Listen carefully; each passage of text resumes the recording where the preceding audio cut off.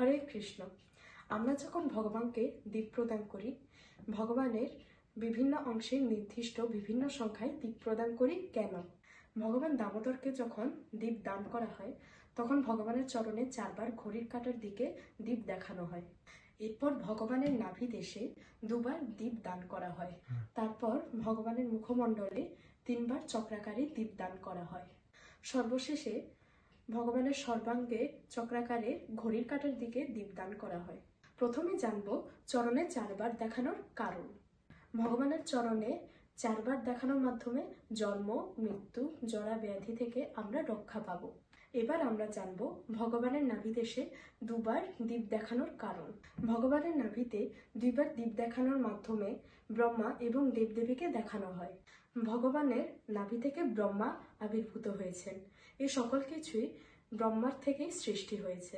এবার আমরা জানব ভগবানের মুখমণ্ডলে 3 বার দেখানোর কারণ।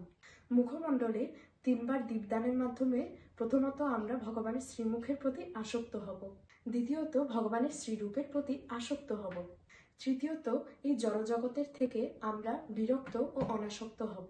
এবার আমরা জানব ভগবানের সম্পূর্ণ শরীরে 7 বার দীপদান করার অর্থ।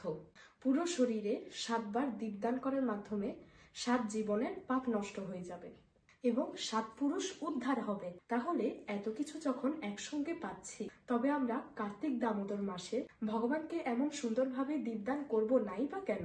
আমি তো প্রতিদিন করছি, আপনারা করছেন তো? নমামি শরংস চিদানন্দ রূপং লসৎকুণ্ডলং গোকুলে ভ্রাজমানং যশোদাভিও লোক প্লান ভাবমানং পরামৃষ্টমতং তত দ্রুত গোপা নমামি শরংস চিদানন্দ রূপং লসৎকুণ্ডলং গোকুলে ভ্রাজমানং।